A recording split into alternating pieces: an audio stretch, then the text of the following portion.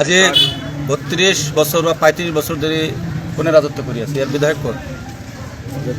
Wazed Ali Chowdhury ডাঙরিয়া MP আছিল আজমল ডাঙরিয়া, আকৌ কংগ্রেসের পৰা হল ৰকিবুল হোসেন ডাঙৰিয়া, ইফালে আফতাব মোল্লা বিধায়ক, মাজত AIDF-ৰ দুজন বিধায়ক হৈছে। গৰাকো নিয়ে হৈছে এর বাবে দায়ী কর। সরকারে যিমান টকা দিছে এই টকারও ইউটিলাইজ এই অকর্মণ্য বিধায়ক কেজনে কৰিব পৰা নাই, যাৰ কাৰণেতে এই অবস্থা হয়েছে। আজি ৰাইজে বুঝিব লাগে যে গৰাখহনীয়াৰ কথা তো আপুনি প্ৰশ্ন কৰেছে। আমাৰ ADB ব্যাংকৰ কাম চলি আছে, আমাৰ সৰকাৰে কাম কৰি আছে। ইয়াতে 9 কোটি টকা দিছিল, এই টকাৰ ইউটিলাইজ অজয় চৌধুৰী ডাঙৰীয়া কৰিব পৰা নাই। কওকচোন আজি চাওক, বহুত দুখেৰে ক'ব লগা হৈছে। আজি বিশিং জৰুৱা সমষ্টি, জলেশ্বৰ সমষ্টি বানপানী হয়ে থাকে, আমি পানীৰ লগত যুদ্ধ কৰিয়ে থাকোঁ। আজি মাননীয় মুখ্যমন্ত্ৰী পানীত নামিছে, আপোনালোকে নিজে দেখা পাইছে। পানীত নামি ৰাইজৰ লগত মত বিনিময় কৰিছে, ৰাইজৰ লগত বহিছে। আজি ইমান বছৰ ধৰি যে ওয়াজেদ আলী চৌধুৰী ডাঙৰীয়া, আফতাব মোল্লা ডাঙৰীয়া বিদায় কৰিছে, কোনোদিন বানপানীৰ সময়ত পানীত নামা দেখা পাইছে? ৰাইজৰ লগত বহি একেলগে বহি কথা বাৰ্তা মত বিনিময় কৰা দেখা পাইছে? কোনোদিন দেখা পোৱা নাই।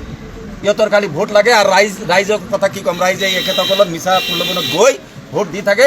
আজি চাওক, ৰকিবুল হোসেন ডাঙৰিয়া 10 লাখ ভোট লৈ গ'ল, তেখেতৰ দ্বাৰা কিবা কাম হৈছে এই লোকসভাত? আজমল ডাঙৰিয়া ইমান বছৰ হৈ গ'ল, কি কাম হৈছে? এটা ডাঙৰ কাম কথা কওক। তাৰপিছত বিধায়কটো হৈ আছে, মন্ত্ৰী আছিল ওয়াজেদ আলী চৌধুৰী ডাঙৰিয়া, একো কৰিব পৰা নাই।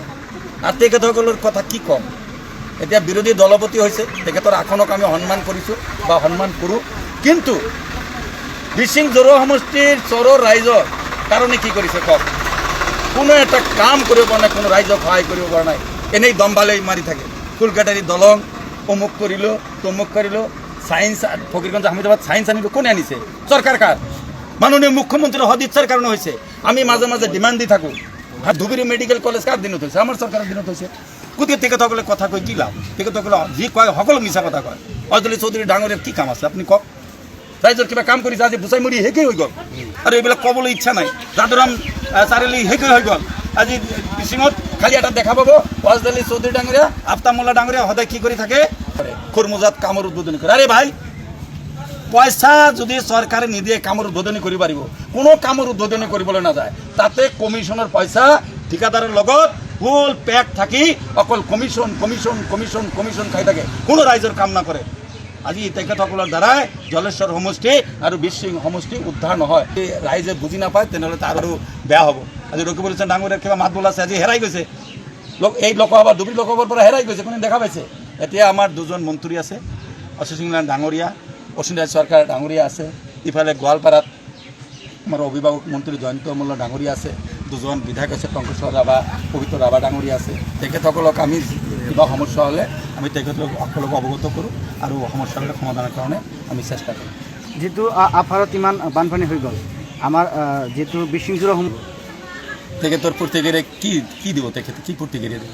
তেখেতসকলে যিবিলাক কথা কয়, তেখেতসকলে মুছলমানৰ নেতা বুলি কয়, মুছলমানৰ কাৰণে কিবা কাম কৰিছে? তেখেতসকলে মুছলমানৰো নেতা নহয়, তেখেতসকলে কাৰো নেতা নহয়। তেখেতসকল হ'ল নিজৰ কাৰণে নিজৰ নেতা।